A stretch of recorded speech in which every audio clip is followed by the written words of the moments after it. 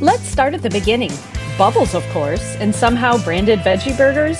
A few last-minute emails, then racing to our gate for an overnight flight. More bubbles, moody lighting, lay flat beds, just enough sleep to function the next morning. We hit the underground running and suddenly, London. Yes, our 24-hour stay over, complete with Big Ben, the Tower of London, Westminster, Buckingham Palace, and pretty sure Queen Camilla waved hello. And after a royal bird was shaking its moneymaker for us, we realized it was high time to shake our moneymakers for what London is really known for. The pubs. Pub after pub after pub after pub after pub after pub after pub. Then it was London out, Venice in. We landed, met up with Joe and Bridget, fully in Olympic mode, and drove 2 hours into the Alps, rain turning to snow, winding roads, mountain views. Then, Cortina.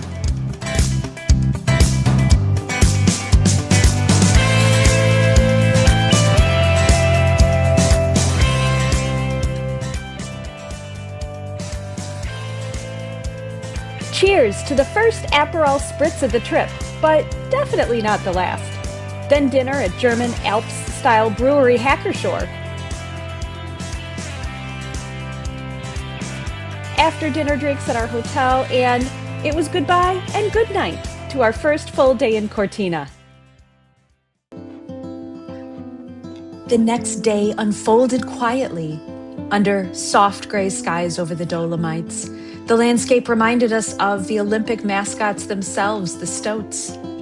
Turning white in winter, blending so perfectly into the snow, they almost disappear.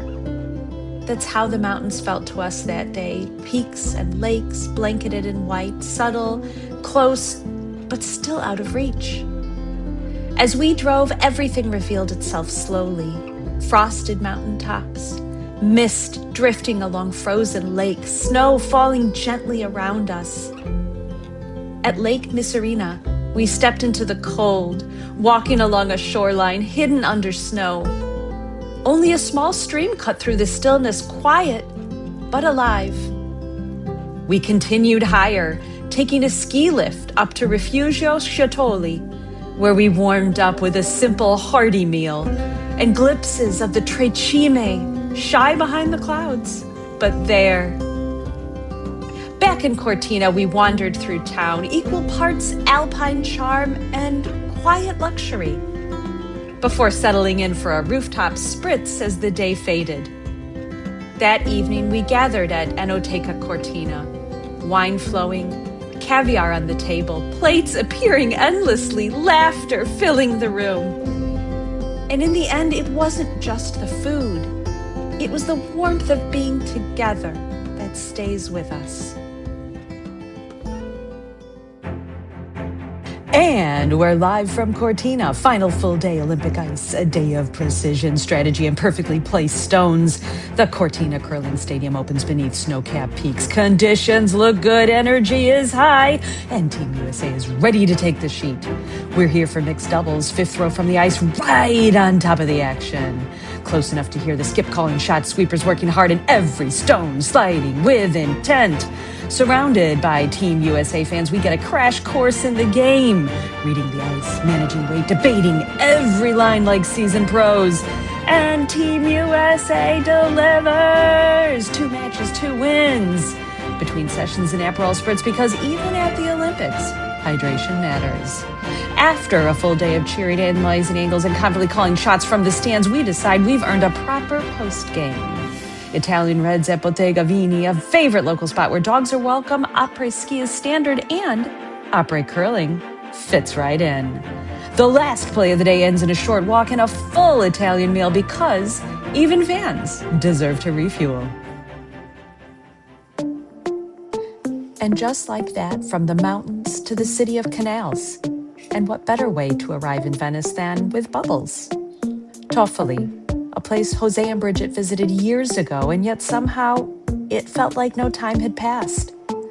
The owner, Santo, now retired, came out just to greet them, which felt about right.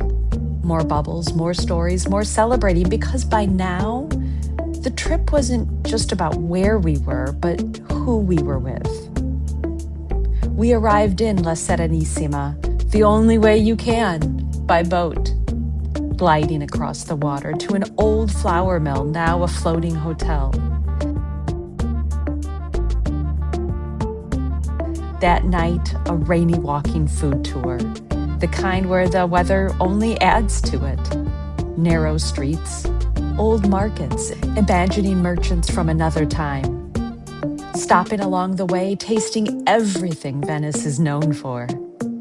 And overhead, twinkle lights reflecting off wet streets, glistening like stars. A perfect way to end the night. Masks, music, and beautiful illusion. It's Carnivale, where Venice becomes a stage and everyone plays a part. For centuries, Venetians hid behind elaborate masks and velvet cloaks, turning the city into one grand performance where anyone could become anyone.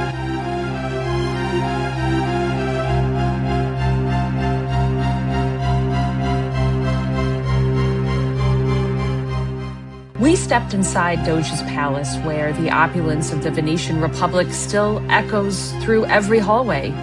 Gold ceilings, grand chambers, and endless artwork.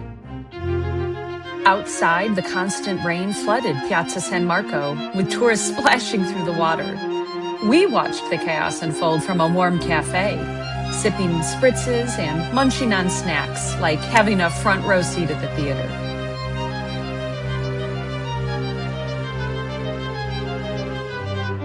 Later, we joined the passeggiata as night settled over the canals, stopping for cicchetti, wine, and of course more spritzes.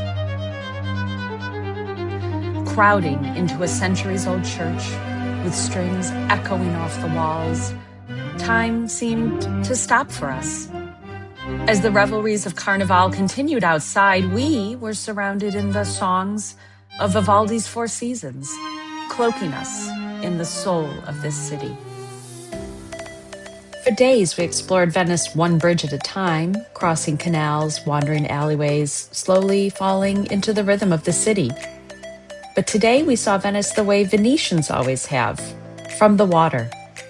We boarded a vaporetto and floated through the canals of La Serenissima, past palazzos, churches, and homes, all the way to Lido, Venice's historic seaside escape, where movie stars and aristocrats once traded the canals for the Adriatic Sea.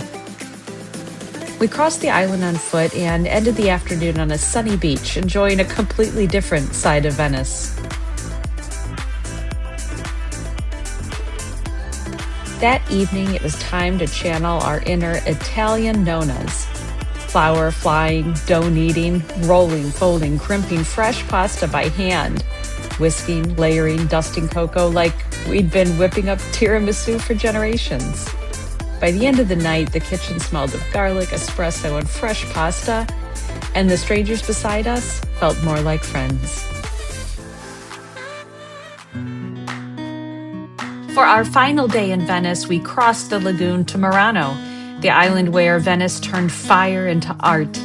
Centuries ago, Venetian glassmakers moved here to protect the city from fire and the secrets of Murano glass itself.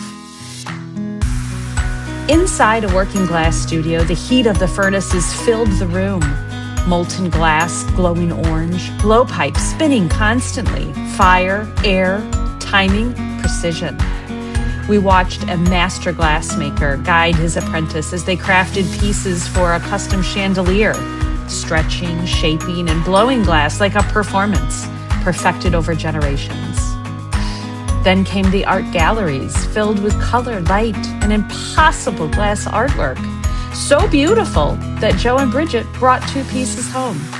And in a perfect full circle moment, the gallery celebrated with Prosecco from Toffoli, the same vineyard where we had toasted together just days before.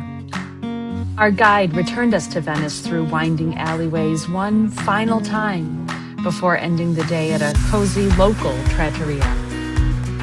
And in the end, this trip was never really about mountains, canals, Carnival, or even the Olympics. It was about choosing time together. Because after the flights, hotels, spritzes, what stays with us are the shared moments, the laughter, the stories, the awe of seeing something beautiful together. As the Italians say, la famiglia è tutto. Family is everything. And this trip reminded us just how true that is.